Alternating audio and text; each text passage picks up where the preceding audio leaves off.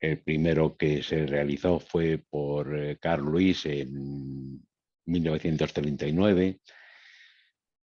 Lo denominó, o era sobre los estilos de liderazgo. Después Hatch hizo experimentos sobre lo denominado la influencia social en el grupo. Después Milgram en 1961 hizo experimentos sobre la influencia de la obediencia a la autoridad. Y por último, en el año 1971, casi recientemente, Zimbardo hizo el famoso experimento de la cárcel de Stanford. Pues igualmente, como comentábamos, no vamos a realizar una relación exhaustiva de todos los experimentos.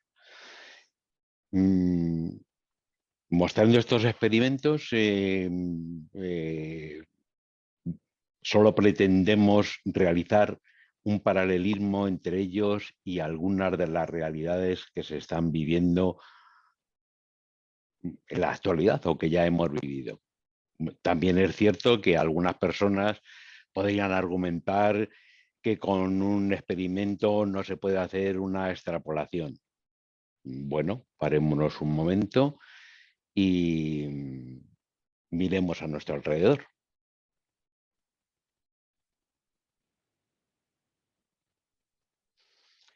Solomon Arch se dedicó a estudiar cómo influye la presión social sobre el comportamiento de las personas y realizó varios experimentos sobre ellos en los que intentaba demostrar el poder que ejerce la presión del grupo sobre los sujetos, cómo nos adaptamos y cómo ajustamos nuestras conductas con tal de pertenecer a un grupo y no sentirnos excluidos. Mm, Comentaba Hart que buscaba respuesta a qué motiva a las personas a actuar de una u otra manera y cómo el grupo impacta sobre el individuo. El experimento, podríamos poner el experimento del ascensor, pero es muy conocido. Incluso se han realizado eh, pruebas de cámara oculta para ponerlos en los programas de cámara oculta de la televisión. Veamos ahora el experimento de conformidad al grupo. To answer that question, we set up a hidden camera experiment. See if this woman would stand up at the sound of this tone, simply because everyone else is. You might be thinking you'd never go along with this. Or would you?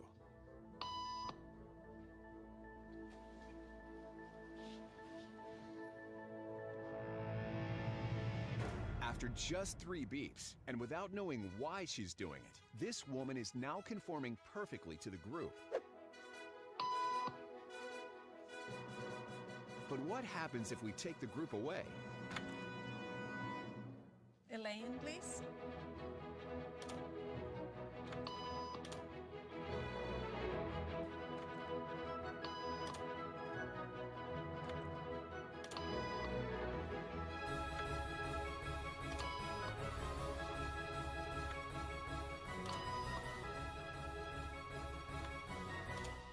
Okay, now she's alone. The crowd is gone and nobody is watching her, except our hidden cameras.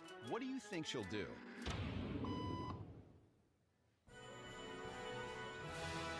She's now conforming to the rules of the group without them even being there.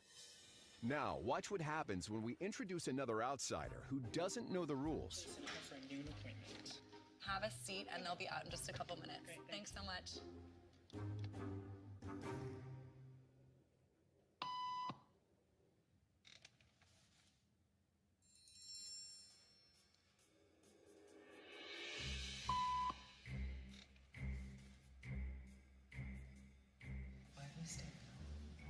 Everybody was doing it, so I thought I was supposed to. Think she'll teach the new guy what to do?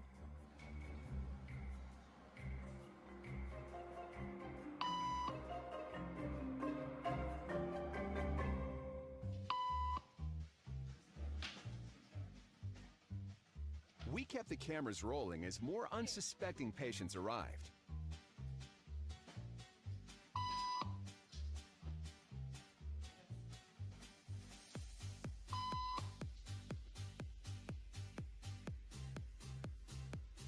And slowly but surely,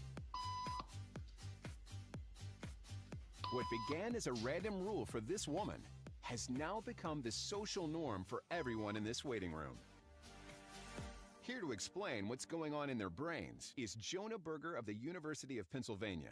This sort of internalized form of herd behavior is part of what we call social learning. Starting at a very early age, when we see members of our group perform a task, our brains literally reward us for following in their footsteps. When I saw everybody stand up, I felt like I needed to join them. Otherwise, I'm like excluded.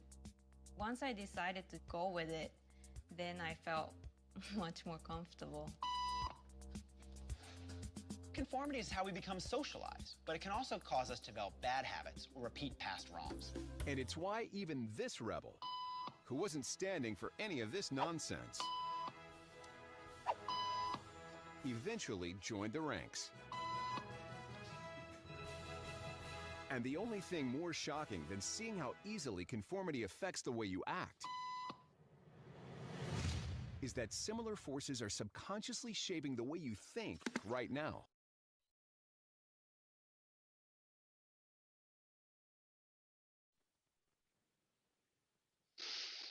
Este experimento que acabamos de ver es una variación que hizo National Geographic sobre el experimento de conformidad al grupo.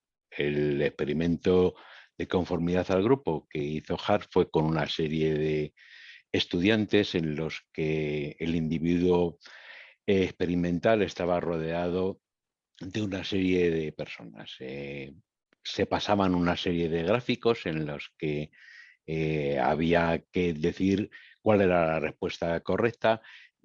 Recuerdo que era que una línea era semejante a las otras. Entonces, al principio del experimento, los acompañantes del experimento daban respuestas correctas para no despertar sospechas. Y después fueron variando, dando intencionadamente respuestas erróneas. El individuo experimental mostró al principio su extrañeza, pero luego después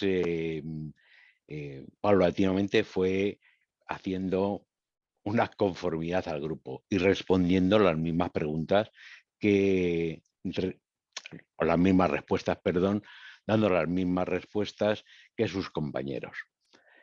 Este experimento, que lo repitieron en innumerables ocasiones, llegó a pensar que el 37% de los sujetos actuaban de esa manera.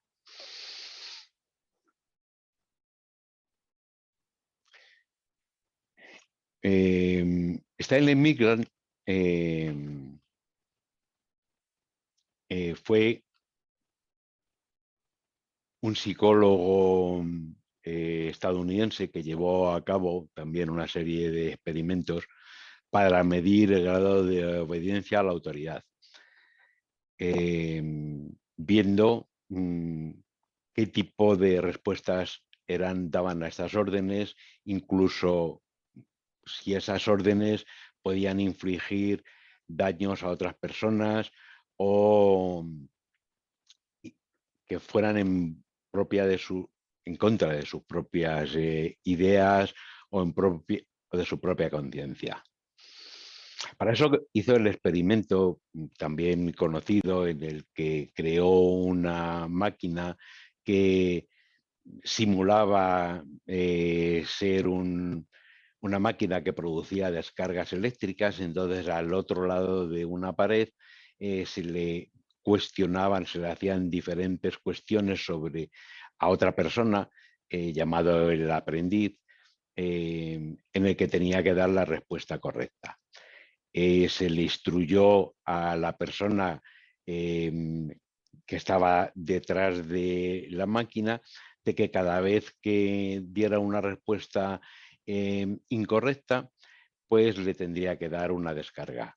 Y que esa descarga además iban desde 200 a 500 o 600 voltios, y en unos se podría causar teóricamente la muerte.